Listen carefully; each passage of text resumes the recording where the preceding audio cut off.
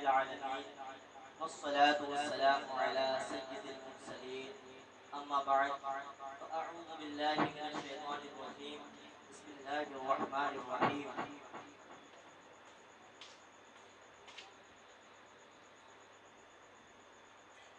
الصلاة والسلام عليك يا رسول الله الصلاۃ والسلام علیک یا رسول اللہ وعلى آلك وأصحابك يا حبيب الله وعلی آلک واصحابک یا رسول الصلاة اللہ والسلام عليك يا نبي الله الصلاۃ والسلام علیک یا نبی اللہ وعلى آلك وأصحابك يا نور الله وعلی آلک واصحابک یا نور صلی اللہ اللہ تعالی علیہ وسلم. صلی اللہ تعالی علیہ وسلم۔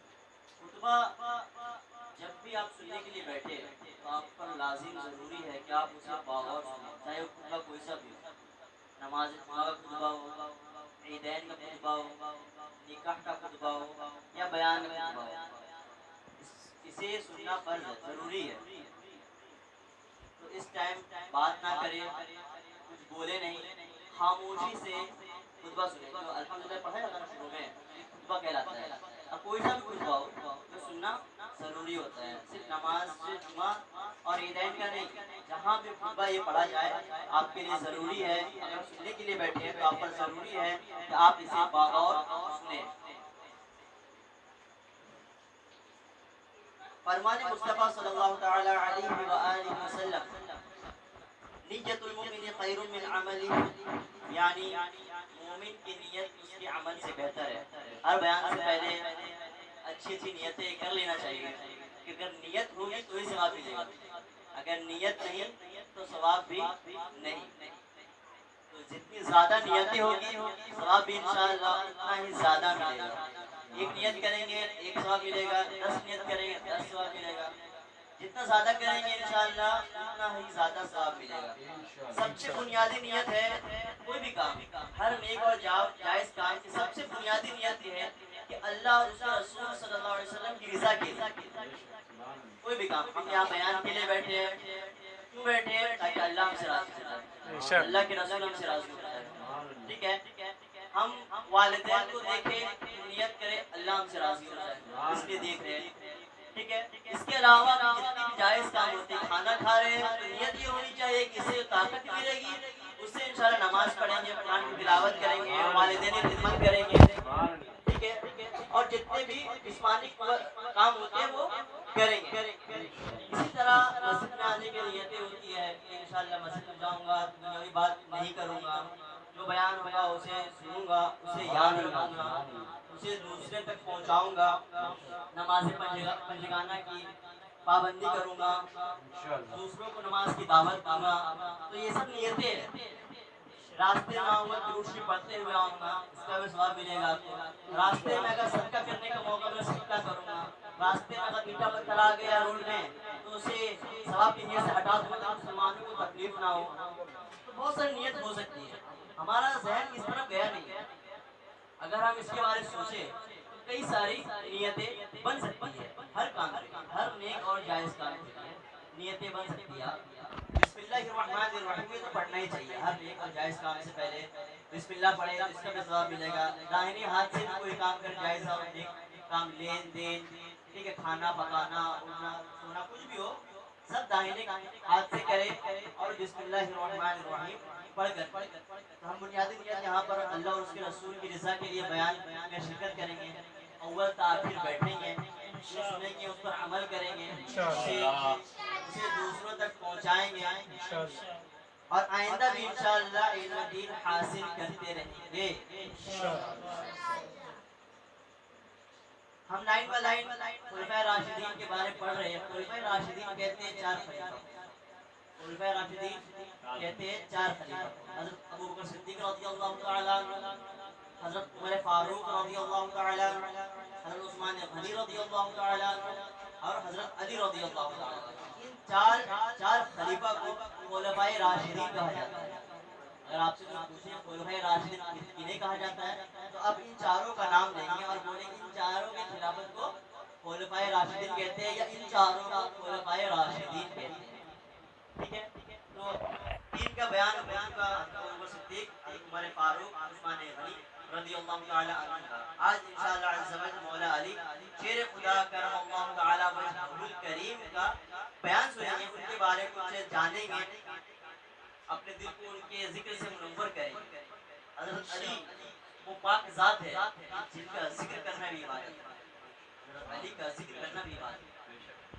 ہمیں یہ چاہیے کہ حضرت علی کا ذکر کثرت سے کریں. حضرت علی بہت سارے فضائل ہیں, آپ اہل بیت میں بھی شامل ہیں.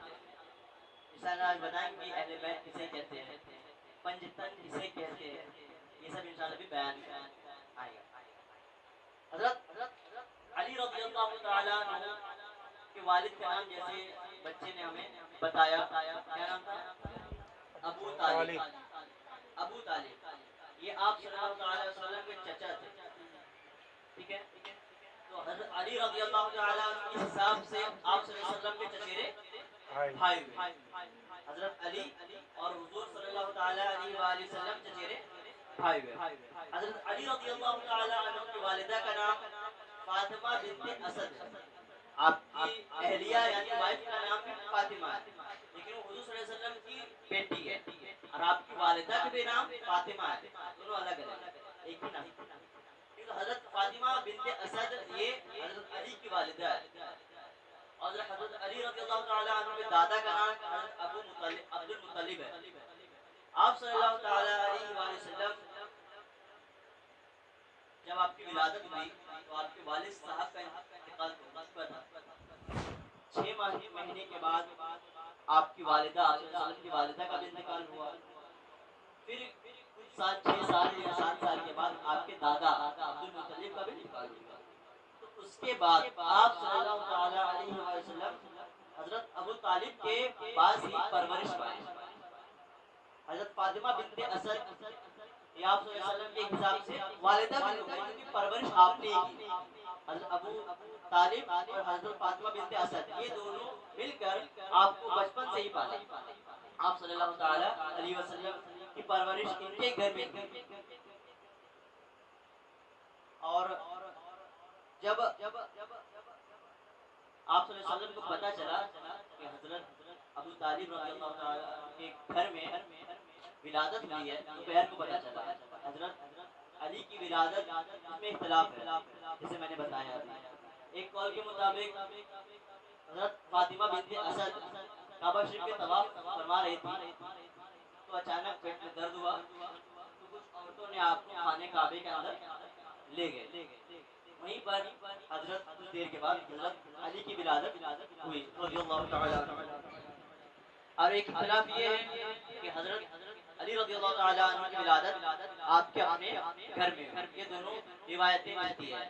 روایتیں میں اختلاف اس وجہ سے ہوتا ہے نا کہ کوئی صحابی کو کچھ خبر ملتی ہے تو وہ لکھ دیتے ہیں, ابو صحابی کو یہاں سے خبر ملتی ہے تو وہ لکھ دیتے ہیں, اختلاف اس میں آ جاتا ہے. تو حضرت حضور صلی اللہ تعالیٰ علیہ وآلہ وسلم کو جب دوپہر کے وقت پتہ چلا کہ حضرت ابو طالب رضی اللہ تعالیٰ عنہ کے گھر میں ولادت ہوئی ہے حضرت علی کی, تو آپ صلی اللہ علیہ وسلم ان سے ملنے گئے. کہ راستے میں آپ کو پتہ چلتا ہے کہ حضرت علی رضی اللہ تعالیٰ عنہ معذور ہوئے. معذور مطلب آپ بول نہیں پا رہے ہیں اور آپ دیکھ بھی نہیں پا رہے. حضرت علی نہ آنکھ کھول رہے تھے نہ رو رہے تھے, آواز بھی نہیں نکل رہی تھی اور دیکھ بھی نہیں رہے تھے, آنکھیں ہی بند تھی اور منہ بھی بند تھی. تو لوگ سوچنے لگے کہ صبح سے دوپہر کا وقت ہو چکا ہے, ابھی تک نہ دیکھے, کسی کو آنکھیں نہیں کھولے, نہ کچھ بولے. تو سب کو یہ لگا کہ حضرت علی معذور ہے. ٹھیک ہے, ہینڈی کیپ جسے کہتے ہیں. یہ لوگوں کو لگا کہ آپ صلی اللہ علیہ وسلم جب ملنے گئے تو آپ صلی اللہ علیہ وسلم جب حضرت علی کو اپنی گود میں لیے اور اپنا لعاب دہن بولتے ہیں, آپ صلی اللہ علیہ وسلم کا جو لعاب دہن ہے وہ نکالے اور حضرت علی کے منہ میں ڈال دیا. وہ ڈالنا ہی تھا کہ حضرت علی اپنی آنکھیں کھولے اور آپ صلی اللہ علیہ وسلم کی زیارت. تو یہ آپ حضرت علی کا ہی ایک خاصہ ہے کہ آپ کی سب سے پہلی اگر نظر پڑی تو حضور صلی اللہ تعالیٰ علیہ وسلم پر پڑی, اور آپ کی سب سے پہلی غذا تھی کھانا تھا یہ آپ صلی اللہ علیہ وسلم کا لعاب دہن. سبحان اللہ. تبھی تو حضرت علی کو علی کا دروازہ کہا جاتا ہے کہ پانی کسی کو دے دیتے تھے تو وہ علم سے فیضیاب ہو جاتا تھا، بچا ہوا پانی، ٹھنڈا پانی، کیونکہ حضرت علی کو اپنے لعاب دہنی دیے. تو حضرت علی رضی اللہ تعالی عنہ کی بہت شان ہے.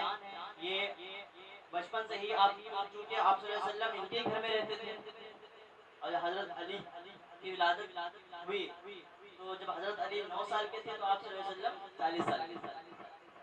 ٹھیک ہے، تو آپ کے گھر میں رہتے تھے.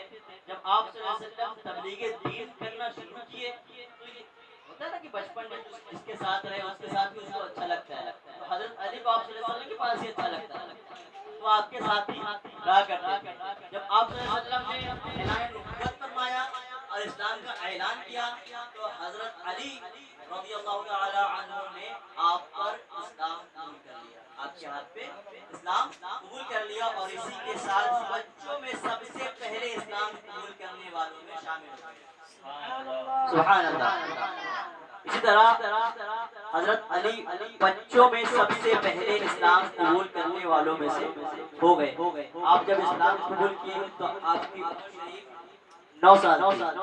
آپ اس ٹائم بالغ بھی نہیں ہوئے تھے اور اسلام کے احکام لازم بھی نہیں تھے، پھر بھی آپ حتی الامکان جہاں تک ہو سکے تک اسلام کے احکام کرنا بچپن سے ہی اسٹارٹ کر چکے.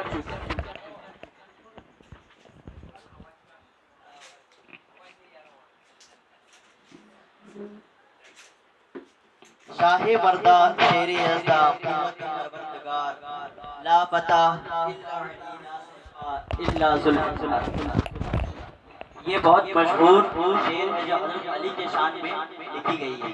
اس کا مطلب کو سمجھ لیتے ہیں. شاہ مردان مطلب مردانگی کا جو شاہ ہے، بادشاہ ہے، یہ حضرت علی ہے. اور اللہ کی جو قوت ہے، اللہ کی جو قوت ہے یہ حضرت علی ہے. کوئی بھی جنگ فتح نہیں ہوتی ہے مگر علی کے ہی شامل. یہ ان کو سعادت ملی ہے، یہ ان کا رتبہ ہے کہ آپ جس جنگ میں شریک ہوتے تھے وہ جنگ فتح یاب یعنی جیت لی جاتی ہے. لا سیفا الا ذوالفقار، مگر کوئی تلوار میں یہ دم نہیں ہے جو تلوار حضرت علی ہے. حضرت علی کی تلوار میں جو دم ہے، جو قوت ہے، یہ دنیا کی کسی تلوار میں نہیں ہے. ان کی تلوار کو ذوالفقار کہا جاتا ہے. حضرت علی کی تلوار کا نام ہے ذوالفقار. حضرت علی رضی اللہ تعالیٰ عنہ مالدار تو آپ نہیں تھے، آپ نے مالداری کو قبول نہیں کیا. آپ فاقہ فضلتی کو اور فقیری کو آپ ترجیح دیتے تھے، آپ نے مال کو پسند نہیں کیا. حضرت علی رضی اللہ تعالیٰ عنہ حضرت ابوبکر صدیق اور عمر فاروق آپ سے ملاقات ہوئی اور حضرت علی کو آپ دونوں نے کہا کہ اے علی رضی اللہ تعالیٰ عنہ، آپ حضور صلی اللہ تعالیٰ علیہ وآلہ وسلم سے ان کی بیٹی کے ہاتھ کیوں نہیں مانگ لیتے؟ حضرت فاطمہ کا ہاتھ کیوں نہیں مانگ لیتے؟ تو حضرت علی رضی اللہ تعالیٰ عنہ ڈر جاتے ہیں، خاموش ہو جاتے ہیں کہ یہ کون سی بات کر رہے ہیں. عزت ان کی اتنی تعظیم ہے اور حضرت فاطمہ رضی اللہ تعالیٰ عنہ کا ہاتھ کیسے مانگ سکتا ہوں. اور اسی درمیان کئی سارے رشتے آپ صلی اللہ علیہ وسلم کو حضرت فاطمہ کے تعلق سے آ رہے تھے، لیکن آپ صلی اللہ علیہ وسلم ہر رشتے کو کسی وجہ سے ٹھکرا رہے تھے. تو حضرت ابوبکر صدیق اور حضرت عمر رضی اللہ تعالیٰ عنہ یہ بھاگ چکے تھے کہ آپ صلی اللہ علیہ وسلم بھی حضرت علی رضی اللہ تعالیٰ عنہ سے حضرت فاطمہ رضی اللہ تعالیٰ عنہ سے نکاح کرنا چاہ رہے ہیں. اسی لیے حضرت ابوبکر صدیق اور عمر فاروق رضی اللہ تعالیٰ عنہما نے حضرت علی کو یہ مشورہ دیا کہ آپ جائیں، آپ صلی اللہ علیہ وسلم کے پاس جائیں اور انہیں یہ کہیں کہ ہم نے آپ کو یہ مشورہ دیا ہے کہ آپ نکاح کے لیے پہل کریں. تو آپ صلی اللہ تعالیٰ علیہ وسلم کے پاس حضرت علی رضی اللہ تعالیٰ عنہ پہنچتے ہیں اور ان دونوں کی نصیحت کے مطابق آپ صلی اللہ علیہ وسلم سے حضرت علی خاطب ہوتے ہیں اور کہتے ہیں کہ حضرت ابوبکر صدیق اور عمر فاروق رضی اللہ تعالیٰ عنہما نے مجھے کہا ہے کہ میں آپ کی بیٹی کا ہاتھ مانگوں. اگر آپ مناسب سمجھے تو آپ صلی اللہ علیہ وسلم خوش ہو جاتے. آپ کی بھی دلی خواہش یہی تھی کہ حضرت علی رضی اللہ تعالیٰ عنہ کو میں اپنا داماد بناؤں اور حضرت فاطمہ رضی اللہ تعالیٰ عنہ سے نکاح کر لوں. تو آپ صلی اللہ تعالی وسلم اس سے خوش ہوئے اور چند دنوں کے اندر آپ صلی اللہ علیہ وسلم نے حضرت فاطمہ رضی اللہ تعالی عنہا اور حضرت علی رضی اللہ تعالی عنہ کا نکاح فرما دیا۔ دہیج میں صرف کچھ چیزیں تھیں، کچھ سرائیں تھیں، چٹائیاں تھے اور کچھ برتن تھے، زیادہ کچھ نہیں تھے۔ ہاں ایک بات بتا دیا جائے کہ دہیج لینا یہ بھی صحیح ہے، دہیج دینا یہ بھی صحیح ہے۔ غلط کیا ہے؟ دہیج کا ڈیمانڈ کا، جو لوگ کہتے ہیں مجھے یہ چاہیے یہ چاہیے چاہیے۔ ہاں اگر کوئی بندہ اپنی خوشی سے بغیر کوئی زور اگر کوئی دے تو لے سکتے، جیسے کہ حضرت علی رضی اللہ تعالیٰ عنہ نے لیا اور آپ صلی اللہ علیہ وسلم نے اپنی بیٹی کو دہیج دیا، تو اس پر یہ نہ سمجھے کہ دہیج دینے کے لیے غلط ہے، نہیں ایسا نہیں۔ اس کا ڈیمانڈ کرنا، لڑکی کے ماں کو باپ کو اس کے لیے اکسانا کہ آپ دو دینا ہی پڑے گا، یہ غلط ہے۔ جو آج کل ہمارے معاشرت میں یہ رائج ہو چکا ہے کہ جب اگر باپ بیٹی پیدا کیا ہے تو وہ سوچ لیتا ہے کہ 20 لاکھ کا جھٹکا ہے، 10 لاکھ کا جھٹکا ہے، چاہے وہ ادھار لیتا ہے، زمین بیچتا ہے، کچھ بھی کر کے وہ بندہ کرتا ہے۔ یہ کیوں ہو رہا ہے؟ یہ ہمارے معاشرے کی خرابی ہے۔ اس میں ہمیں پہل کرنا چاہیے کہ ہم یہ نو ڈیمانڈ، ایک ہمارا بیان لگ جانا چاہیے کہ دہیج میں ڈیمانڈ نہیں کرنا، دہیج میں ڈیمانڈ نہیں کرنا، اس کو ختم کریں۔ کئی ماں باپ خودکشی کر لیتے ہیں اس وجہ سے کہ میری بیٹی کی شادی نہیں ہو رہی ہے، اس کی عمر 40 سال ہو چکی ہے، شادی نہیں ہو پا رہی، وجہ کیا ہے؟ اس کے پاس بھی رشتہ لے کے جاؤ، وہ ڈیمانڈ کرتا ہے 5 لاکھ کیش چاہیے تو گاڑی چاہیے تو بنانا تو کیا۔ اس کی وجہ سے کئی ماں باپ خودکشی کر لیتے ہیں۔ تو اس کو سدھاریں گے کون؟ ہم ہی آپ اس کی پہل کریں گے، اسے لوگوں میں عام کریں گے کہ ایسا نہ کریں، ایسا لوگوں کو سمجھائیں کہ بچی کو اپنا پیدا کیا ہے تو بندہ وہ غلط تو نہیں کیا ہے۔ آپ صلی اللہ علیہ وسلم نے فرمایا جو ایک بچی کو پیدا کرے اور اس کی پرورش کرے وہ جنتی ہے۔ سبحان اللہ، اتنا بڑا رتبہ ہے۔ لڑکی کی ولادت میں یہ خوشخبری نہیں ہے، لیکن لڑکی کی ولادت میں یہ خوشخبری ہے۔ تو آپ سوچیں کتنی بڑی سعادت والی کام بندہ وہ کیا ہے اور اس کے ساتھ لوگ کیا کرتے ہیں۔ تو ہمیں اس خراب رسم و رواج کو دور کرنا چاہیے۔ تو حضرت علی رضی اللہ تعالیٰ عنہ اور حضرت فاطمہ رضی اللہ تعالیٰ عنہ دونوں گزر بسر کرنے لگے، جبکہ حضرت علی رضی اللہ تعالیٰ عنہ کے مالدار نہیں تھے۔ حضرت عثمان غنی بہت مالدار تھے، فاروق بھی مالدار تھے، حضرت ابوبکر صدیق رضی اللہ تعالیٰ عنہ مالدار تھے، مگر حضرت علی رضی اللہ تعالیٰ عنہ مالدار تھے۔ یہ فاقہ پسندی تھے، یہ ان کو فاقہ پسندی تھا، یہ مال کو پسند نہیں فرماتے تھے۔ یہ دن بھر کماتے تھے اور رات کو اس سے روٹی لے کے کھاتے تھے۔ ان کا ایک واقعہ ہے ایسا کہ حضرت عثمان غنی رضی اللہ تعالیٰ عنہ چونکہ کافی مالدار تھے، تو ایک بار آپ صلی اللہ علیہ وسلم کو حضرت عثمان غنی رضی اللہ تعالیٰ عنہ نے دعوت کے لیے مدعو کیا، مطلب بلایا کہ آپ صلی اللہ علیہ وسلم میرے گھر تشریف لے چلیے، میں نے آپ کو دعوت کے لیے کہا۔ تو آپ صلی اللہ علیہ وسلم جس کی بھی دعوت آتے اس کو قبول فرماتے تھے، وہ دعوت قبول فرمانا بھی سنت ہے، لیکن اس میں چند شرائط ہیں کہ آپ کو اس کی لالچ نہ ہو، اس دعوت کی آپ کو لالچ نہ ہو، اور آپ کا کوئی بغض و کینہ بھی نہ ہو کہ دعوت میں جا کے اس کا نقص نکالوں گا تو یہ کروں گا تو وہ کروں گا، یہ نہ ہو، اور لالچ بھی نہ ہو۔ تو دعوت کو قبول کرنا ہی کیا ہے؟ سنت ہے۔ آپ صلی اللہ علیہ وسلم کو جو بھی دعوت دیا کرتے ہیں، چاہے وہ غریب سے غریب صحابہ ہے یا امیر سے امیر صحابہ، آپ دعوت کو قبول فرماتے ہیں۔ تو حضرت عثمان غنی رضی اللہ تعالیٰ عنہ نے جب اپنی دعوت کے لیے حضرت حضور صلی اللہ علیہ وسلم کو مدعو کیا تو آپ صلی اللہ علیہ وسلم نے کہا کہ ٹھیک ہے۔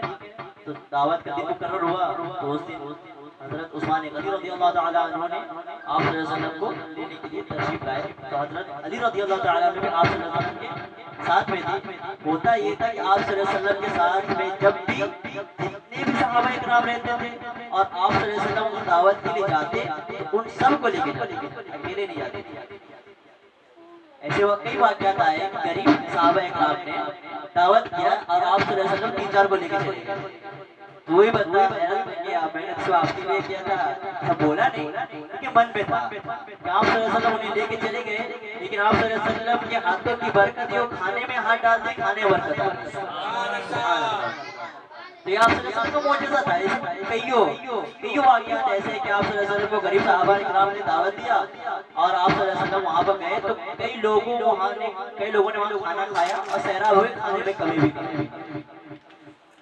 تو اپنا مسئلہ یہاں پر چل رہا ہے کہ حضرت عثمان غنی رضی اللہ تعالیٰ عنہ نے آپ صلی اللہ علیہ وسلم کو دعوت کے لیے دینے آئے. حضرت علی کیا دیکھتے ہیں کہ جب عثمان غنی رضی اللہ تعالیٰ عنہ آپ صلی اللہ علیہ وسلم پیچھے چل رہے ہیں تو ہر ایک قدم کو گن رہے ہیں. ہر ایک قدم کو گن رہے ہیں. 1 2 3 قدم کو ہر قدم کو حضرت عثمان غنی رضی اللہ تعالیٰ عنہ گن رہے ہیں. اور گھر تک پہنچ گئے تو گنتی مکمل ہو گئی.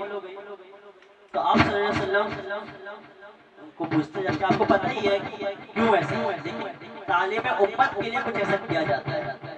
اللہ بھی حضرت موسیٰ علیہ السلام سے پوچھا تھا تمہارے ہاتھ میں کیا ہے, تمہارے ہاتھ میں کیا. تو اللہ کو نہیں پتا ہاتھ میں کیا ہے, لیکن پوچھا کیوں, امت کو تعلیم دے, امت کو اس بات کا بیان علم ہو, اس لیے کچھ ایسی باتیں کی جاتی ہیں جس کا مطلب یہ نہ سمجھے کہ علم غیب نہیں تھا.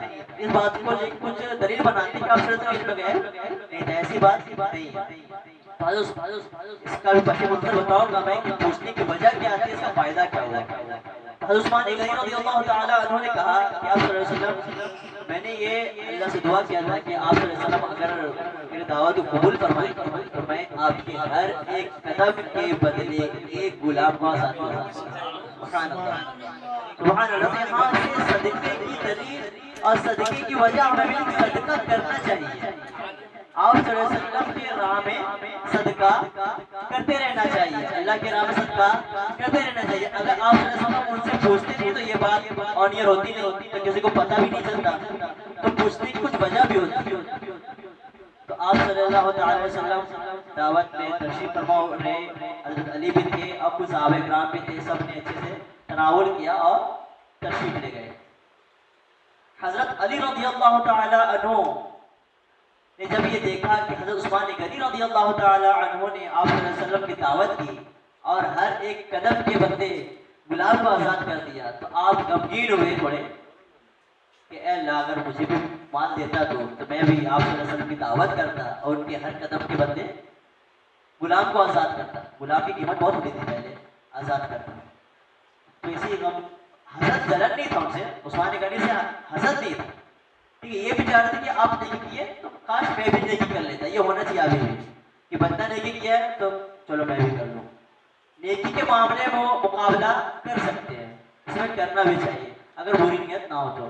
تو حضرت علی رضی اللہ تعالیٰ عنہ جب گھر گئے تو حضرت فاطمہ رضی اللہ تعالیٰ عنہ نے آپ کو غمگین پایا اور کہا حضرت علی کو کہ آپ اتنے غمگین کیوں ہیں, کیا واقعہ ہے, کیا بیٹر ہے, کیا پرابلم. تو حضرت علی رضی اللہ تعالیٰ عنہ نے سارا واقعہ بتایا کہ آپ صلی اللہ علیہ وسلم کو حضرت عثمان غنی نے دعوت کیا تھا. دعوت کے لیے جب گئے تو حضرت عثمان غنی نے ہر ایک قدم کے بدلے غلام کو آزاد کر دیا. دعوت بھی خوب تھی, آپ صلی اللہ علیہ وسلم دعاؤں سے بھی نوازا. تو حضرت علی غمگین ہوتے اور کہتے ہیں کہ میری بھی یہ چاہت ہے, میری بھی یہ تمنا ہے کہ میں بھی آپ صلی اللہ علیہ وسلم کے لیے دعوت کا اہتمام کروں اور ہر ایک قدم کے بدلے غلام بھی آزاد کروں, پر ہماری تو یہ حیثیت نہیں ہے کہ میں 3 کروڑ جو کما کے لاتا ہوں وہ رات کو کھاتے ہیں, ایسے تو ہے نہیں. تو حضرت فاطمہ رضی اللہ تعالیٰ عنہ حضرت علی رضی اللہ تعالیٰ عنہ کہتی ہے کہ آپ صلی اللہ علیہ وسلم کو آپ جا کے کہہ دیجیے کہ ہم نے آپ کو دعوت کے لیے مدعو کیا, آپ نے آپ کو دعوت کے لیے بلایا ہے. حضرت علی رضی اللہ تعالیٰ عنہ کچھ نہیں کہتے, جان چکو کوئی نہیں, یہ بھی نہیں کہتے کہ کیوں ایسا کیسے ہو سکتا ہے, ہمارے پاس تو ہے نہیں کہ کیوں کہ حضرت علی رضی اللہ تعالیٰ عنہ کو یہ پتہ ہے کہ کس کی زبان سے نکلا ہے. فاطمہ رضی اللہ تعالیٰ عنہ جو خاتون جنت ہے, جو خاتون جنت ہے, جس کے پردے کا یہ عالم ہے کہ اللہ تبارک و تعالیٰ سے آپ دعا کرتی ہے کہ تو نے رات اتنی کم کیوں بنائی ہے, میں ایک سجدہ بھی نہیں کر پاتی ہوں. آپ کی عبادت کا عالم یہ ہے. آپ صلی اللہ علیہ وسلم جب ایک غار میں تشریف فرما تھے کئی دنوں تک اور اپنے سجدے سر نہیں اٹھا رہے تھے. تو حضرت فاطمہ کہتی ہیں کہ اے بابا جان اپنے سر کو اٹھا لیجئے ورنہ میں اپنے پردے کو ہٹا دوں گی, اپنے پردے کو ہٹا دوں گی. اس پر آپ صلی اللہ علیہ وسلم اپنے سجدے سے اٹھے, 3 دن امتی کے لیے دعا کر رہے تھے, وہ الگ بیٹھا ہے. تو یہ حضرت فاطمہ رضی اللہ تعالیٰ عنہ جن کی وصیت یہ تھی کہ میرے انتقال کے بعد میرے جنازے کو رات میں لیا جائے رات میں دفن کیا جائے تاکہ کوئی بھی غیر مرد کی پرچھائی بھی میرے جنازے پہ نہ پڑے. ان کی تقوی کا عالم یہ تھا جو اتنی مقبول تھی. حضرت علی کو ایسا پتا ہے کہ کون ہے کس کے زبان سے نکل رہا ہے, تو کچھ بھی نانکر کہتے ہوئے نکل جاتے ہیں آپ صلی اللہ علیہ وسلم کے بارگاہ میں اور کہتے ہیں کہ آپ صلی اللہ علیہ وسلم ہم نے آپ کو دعوت کے لیے مدعو کیا ہے, بلایا ہے, آپ ہمارے گھر دعوت کے لیے چلے. تو دعوت کا دن مقرر ہوا تو آپ صلی اللہ تعالیٰ علیہ وسلم دعوت کا دن مقرر کرتے ہیں اور اس دن آپ حضرت علی رضی اللہ تعالیٰ عنہ آپ کو لینے کے لیے آتے ہیں. آپ صلی اللہ علیہ وسلم حضرت علی کے ساتھ چلتے رہتے ہیں تو آپ بھی قدموں گنتے ہیں, ایک روایت کے مطابق قدموں گنتے ہیں اور ایک روایت کے مطابق نہیں گنتے ہیں, دونوں واقعات. تو قدموں گنتے ہیں, لاسٹ گھر تک پہنچ جاتے ہیں. جب پہنچتے ہیں تو وہاں پر پتہ چلتا ہے کہ کھانے کے لیے صرف کچھ ہی چیز ہے, لیکن حضرت فاطمہ رضی اللہ تعالی عنہ اندر مصلی بچھا کے بیٹھ جاتی ہے اور اللہ کی بارگاہ میں دعا کرنا اسٹارٹ کہ اللہ تو مجھے رسوا نہ کرنا, تو مجھے رسوا نہ کرنا, میں تیرے محبوب ترین بندے کو میں نے دعوت کے لیے مدعو کیا ہے, تو مجھے رسوا نہ کرنا. سبحان اللہ. ان کا یہ دعا کرنا تھا, گڑ گڑا انہوں نے دعا کیا اور سجدے سے اٹھی اور جنت سے کھانا تشریف لے آیا. حضرت جبریل علیہ السلام جنت سے کھانا لے کے تشریف لے آتے ہیں. سبحان اللہ. حضرت علی کو یہ واقعہ نہیں پتا ہے تو کھانا وہ لے کے جاتے ہیں آپ صلی اللہ علیہ وسلم کی بارگاہ میں اور کھاتے ہیں, تناول کروا لیتے ہیں. حضرت علی سے آپ صلی اللہ علیہ وسلم کہتے ہیں اے علی جانتے ہو کہاں کا کھانا ہے؟ حضرت علی ان کو نہیں پتا کہاں سے, ان کو واقعہ وہ نہیں پتا تھا. حضرت آپ صلی اللہ علیہ وسلم کہتے ہیں کہ اب جبریل علیہ السلام آئے تھے, انہوں نے کہا کہ اللہ نے آپ کے لیے کھانا بھیجا ہے. سبحان اللہ. تو یہ حضرت فاطمہ رضی اللہ تعالی عنہ کا دعا کا یہ عالم ہے کہ وہ دعا کرتے تو کیا سے کیا ہو جائے. ہمیں بھی چاہیے کہ جب بھی ہم ایسے عالم میں ہوں جہاں رسوا ہونا کمپلسری لگتا ہے کہ ہم یہاں رسوا ہو جائیں گے, تو اللہ کی بارگاہ میں گڑ گڑا کر دعا کریں. جہاں آپ کو ایک راہ بھی نظر نہیں آتی, سارے دروازے بند ہو چکے ہیں, اب دعا کیجیے آپ. اللہ توکل بھی تو دیکھتا ہے, اللہ توکل بھی تو دیکھتا ہے کہ بندے کے پاس کچھ نہیں ہے, سارے راستے بند ہو چکے ہیں, پھر بھی بندہ میرے پہ توکل کرتے ہوئے دعا کر رہا ہے. امید سے کر رہا ہے, اس کی دعا قبول کیجیے. آپ کو سینکڑوں واقعہ ایسے ملیں گے جو صرف توکل کے بنیاد پر کیا سے کیا ہو گیا. عمر رضی اللہ تعالی عنہ کے دور خلافت میں ایک بندہ شراب کی بوتل لے کے گزر رہا تھا اور حضرت عمر کا یہ کہہ بات تھا ان کا کہ وہ ان سے سب ڈرتے تھے, تو دیکھ لیا آتے ہوئے نکڑ پہ کہ وہ آ رہے ہیں. آپ نے ایسا گڑ گڑا کہ وہ بندے نے دعا کیا کہ وہ شراب سرکہ بن گیا. کیا بن گیا؟ سرکہ بن گیا, شراب سرکہ بن گیا. تو یہ توکل والی دعا ہے. تو ہم بھی جب ہر جگہ سے پھنس جائیں, ہر جگہ سے امید کھو دیں, ہم تو دعا کریں. انشاءاللہ ہم دعا کریں گے, اللہ کی ذات سے امید ہے, کبھی امید ہے کہ وہ دعا قبول ہوگی. ہمیں بھی چاہیے کہ ہم دعا کو بہانا نہ سمجھیں. فادعونی استجب لکم, تم دعا کرو میں دعا قبول کرنے والا ہوں. ہم اس پر اپنا عقیدہ تو بنائیں, اپنے پختہ تو ہو کہ اللہ دعا قبول کرنے والا. ہم کیا دعا کرتے ہیں کہ جو لگتا ہے کہ ہاں مل سکتا ہے, یہ مل سکتا ہے, اللہ دے دے. کرنا چاہیے, لیکن آپ ایسی بھی دعا کریں جو آپ کو لگتا ہے ناممکن نہیں ہے, کہ اللہ ہی ناممکن بنانے والا ہے, اس کے ذات سے امید ہے. تو حضرت علی رضی اللہ تعالیٰ عنہ کا بہت سارے واقعات ہیں, پر ٹائم اس کی اجازت نہیں دیتا کہ میں اس کے بارے میں آگے بیان کروں. تو حضرت علی رضی اللہ تعالیٰ عنہ کے دور خلافت چند سال کے بعد ختم ہوتی ہے, تو حضرت امیر معاویہ رضی اللہ تعالیٰ عنہ اور حضرت حسن رضی اللہ تعالیٰ عنہ, حضرت حسن مدینہ شریف کے خلیفہ مقرر کیے جاتے ہیں, تو صحابہ کرام مل کر آپ کو خلیفہ بناتے ہیں. اور ادھر شام میں حضرت امیر معاویہ رضی اللہ تعالیٰ عنہ کو بھی خلیفہ بنایا جاتا ہے. ایسا کبھی ہوا نہیں تھا دنیا میں, صرف ایک خلیفہ گزرتا تھا ایک ٹائم میں. ابو بکر ہے تو ابو بکر ہی تھے, ان کے علاوہ کوئی نہیں تھا. عمر فاروق تھے تو عمر فاروق تھے, ان کے علاوہ کوئی نہیں تھا. پر یہ ایک ایسا وقت آ گیا کہ 2 خلیفہ ہو گئے. اور حضرت امام حسن کے بارے اللہ کے رسول کا یہ قول ہے کہ یہ 2 گروہ کی لڑائی کو مٹا دے گا, 2 گروہ کی لڑائیوں کو مٹانے والا ہے.